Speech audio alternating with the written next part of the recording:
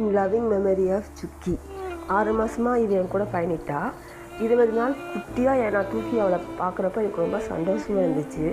1 மாதம் குட்டிலேருந்து அவள் என் கூட தான் விளையாண்டுட்டுருக்கிறா. அவளும் அவன் தம்பியும் நல்லா ஜாலியாக ஹாப்பியாக ப்ளேஃபுல்லாக விளையாடிட்டு ரொம்ப சந்தோஷமாக இருந்தாங்க என் கூட. ஸ்ட்ரீட்டில் சாப்பாடு போடுறப்ப என் கூடயே வருவாங்க. எல்லா இடத்துக்குமே வருவாங்க.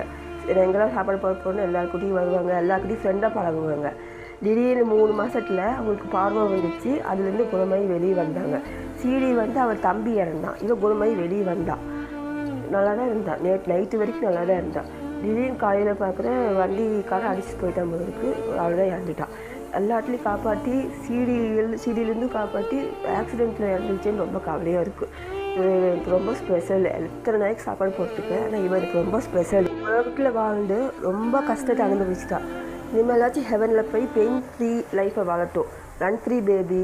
ரொம்ப ரொம்ப ஹாப்பியாக இரு ஹெவனில் போய் உன் தம்பியோட. ரொம்ப மிஸ் பண்ணுவேன். நீ எப்போவுமே என் மனசில் இருப்ப.